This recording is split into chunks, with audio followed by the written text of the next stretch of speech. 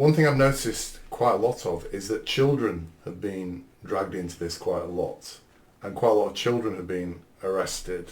I'll just give you a couple of examples here.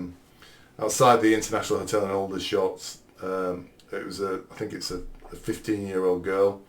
The child defendant from Aldershot appeared at Basingstoke Magistrates Court, sitting at youth court, accompanied by her mother and stepfather. She appeared nervous, fidgeting. She confirmed her name and entered a guilty plea of a single charge of violent disorder. So this is a 15-year-old girl in that situation. Boy 15, so they brought out this new charge called rioting. Have you heard about this? No. Yeah, so it's like apparently if you charge it with rioting, you can bang them away for even longer. Yeah. A 15-year-old boy became the first person to be charged with the offence of rioting in relation to recent unrest. So they've actually made an example of this 15-year-old boy, the Crown Prosecutor. So they've actually gone out their way to get hold of a 15-year-old kid and charge him under a new, more severe legislation, basically. He appeared in South Tyneside Youth Court.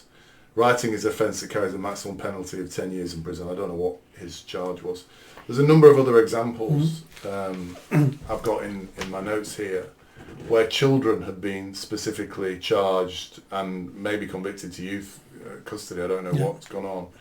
Why are they doing that? Because I can kind of get, I don't get it. I don't agree with it, and I think it's horrific of what they've done to these people shouting at horses and pushing over fences. It's horrific what's happened there. But then why would they want to make an example like that specifically in it? And of course the mainstream media are happy to report this stuff, the idea of a young thug and all that bullshit. These are kids at the end of the day. And I've got 5 children. I know exactly. A 15-year-old boy has no idea what's going on in the world.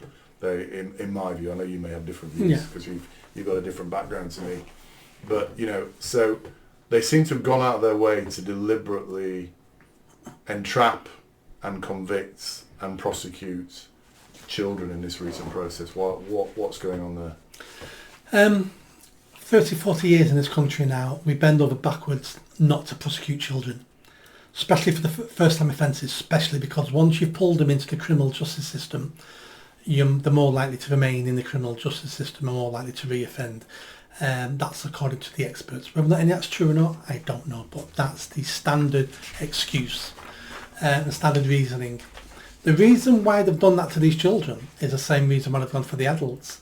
It sends the message. If we're willing to do this to 15-year-old girls, to prosecute them and lock them up, what are we willing to do to you? So be afraid. Be very afraid. So we can do that to her, this little girl. We'll take no qualms about destroying your life, mate. We'll have no. So that's part of the message. The other message is to make sure that other young people and parents now know we'll prosecute your children. We're coming for all of them. It's another scare tactic. It's brutal though, isn't it? These children, if you base it on what's been going on for 20, 30 years, these children never would have been named. Yeah. They would have been taken to court, and so they should if they've committed an offence. They never would have been named in court because that ruins their future life about getting over this one incident and stuff like that.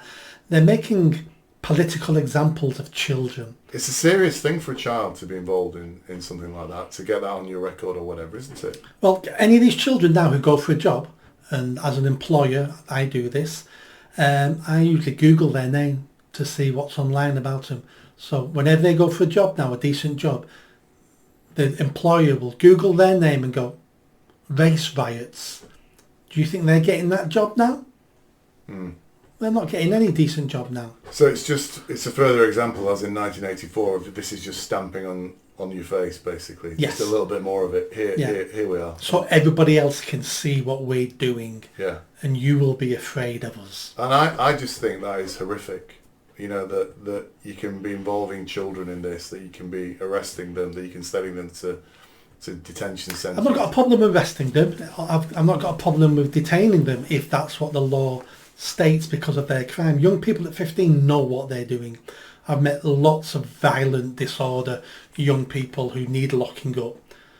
That's not the issue. The issue is they shouldn't be used as political pawns. They shouldn't have their names and addresses for minor crimes going in a paper because that can ruin the rest of their life. If we're going to treat other kids this way, then we need to treat all kids this way. We can't just go, oh, just because it's politically convenient, we're going to destroy these kids' lives just because it's better for the government.